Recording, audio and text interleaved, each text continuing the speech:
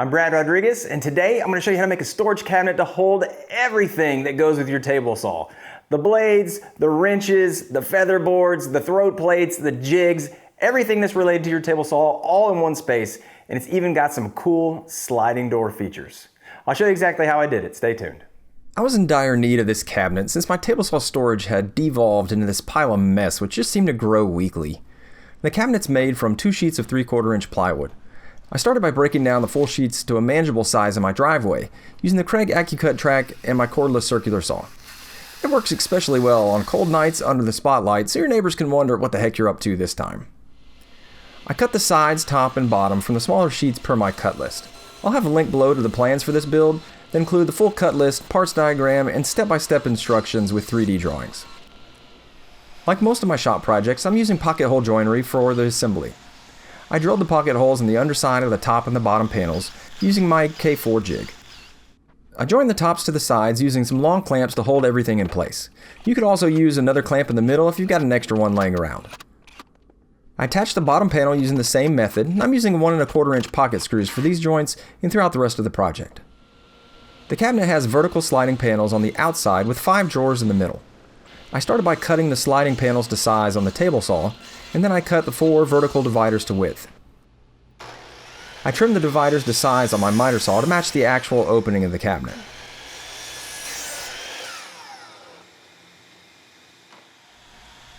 I drilled pocket holes in the ends of the dividers to attach them to the top and the bottom of the cabinet.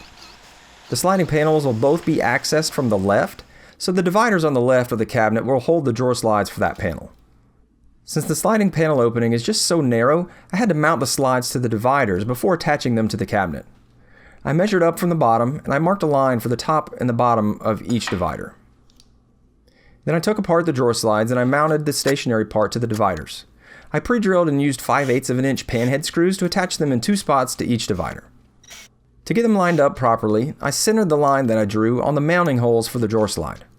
I used a 1/16 of an inch setback on the front of the slides, and I mounted the back of the slides flush with the back of the divider using a scrap piece of wood for reference.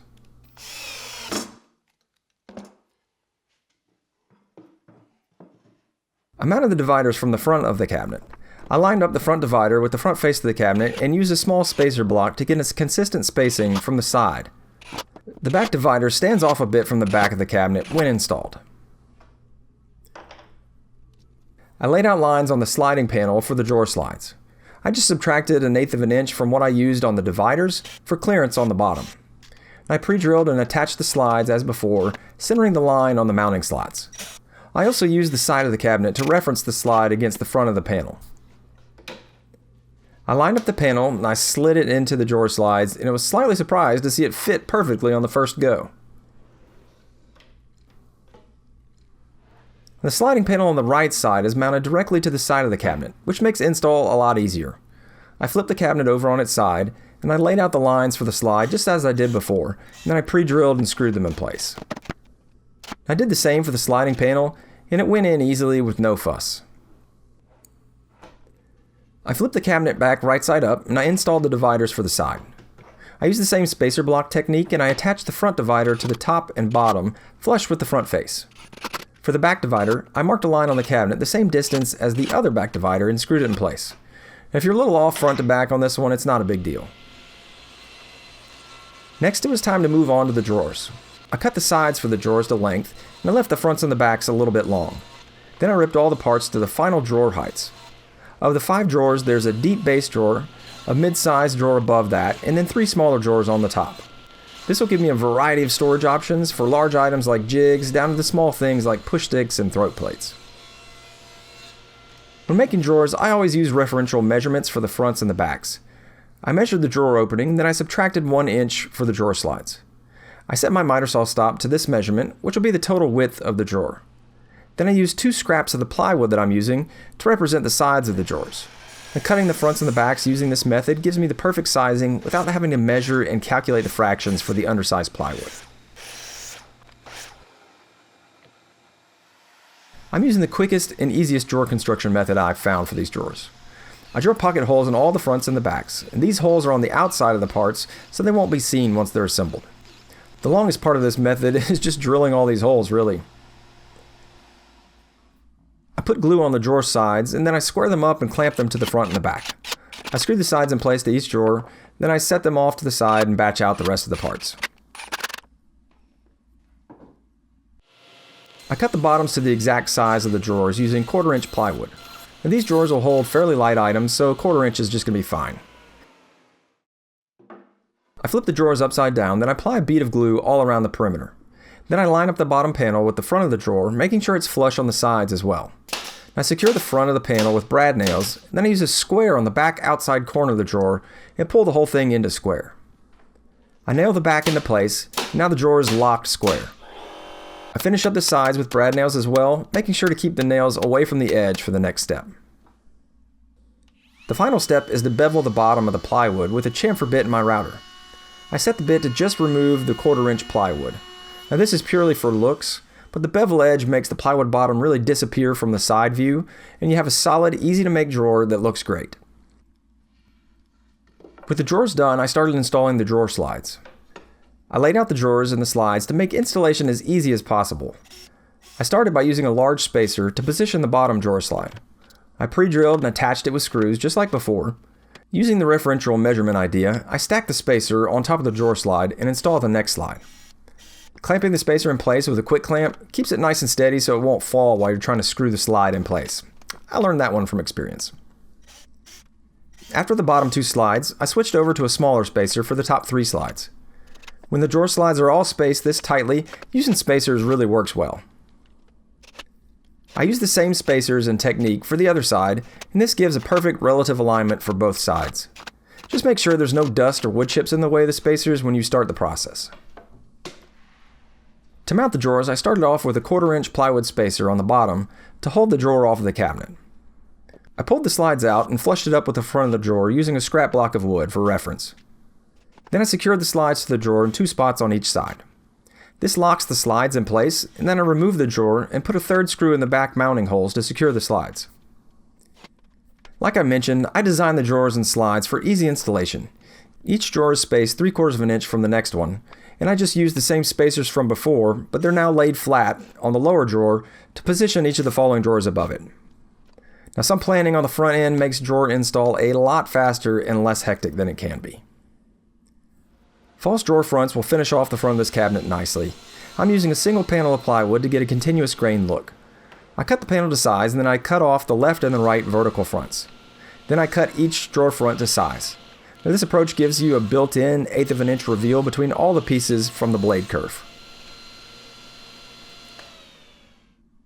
I started in the middle with the drawers. I drilled 2 oversized holes in the front of each drawer, and starting at the bottom, I attached the drawer front with 2 screws from the inside. The oversized holes allow for a little bit of adjustment to get the reveals just right when all the drawers are installed. To get a standard reveal between each drawer front, I used an 1/8 of an inch spacer laid on top of the drawer front beneath it. I just repeated this process all the way up until I ran into a small issue. I cut the drawer fronts a little differently than the plan I drew up, and it added up to the top drawer interfering with the drawer front on the one right below it, just a little bit. So I took the drawer front out and removed the slides, and then I scooted them down 1/4 of an inch. I did this by using my combination square and just setting it for 1/4 inch larger than the original measurement. I wanted to show you this as an easy adjustment if you end up getting the spacing on the drawers mixed up after you've cut the drawer fronts. You can easily recover just moving the slides up and down on the drawer, which is pretty easy. Instead of just pocket screwing the vertical fronts to the sliding panels, I cut a small front piece and pocket screwed that at a right angle on that sliding panel. And this gave me a large reference surface to mount the false front.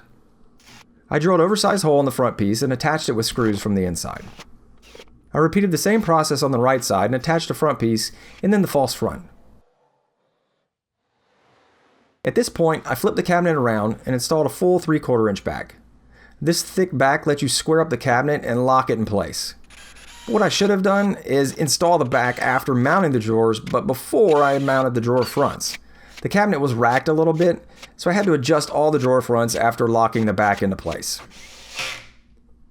I used the Craig cabinet hardware jig to lay out and mount the drawer pulls.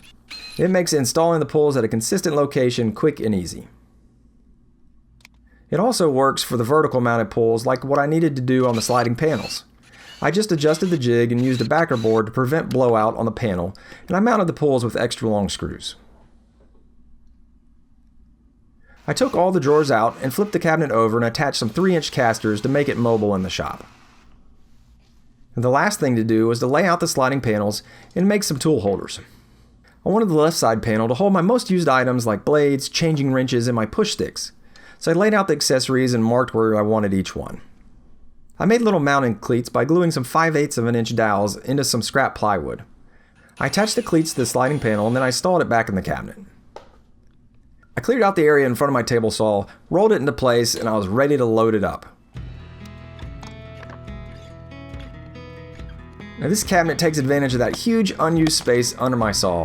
It makes me smile just seeing this nice cabinet here instead of that pile of junk. I'd highly recommend doing this if you're storing a bunch of stuff on your floor like I was. I want to give a big thank you to Craig Tool for sponsoring today's project. There's a link down below in the description to all the different Craig tools that I use and the jigs. They made things go a lot easier in this build, so go check them out. If you want to build your own table saw storage cabinet, there's a link down below in the description to the plans that are available for this. I've got step-by-step instructions, 3D parts diagrams, and everything that you'll need to build it. If you're not subscribed to the channel already, I'd love to have you as part of the team. And until next time, guys, get out there and build something awesome.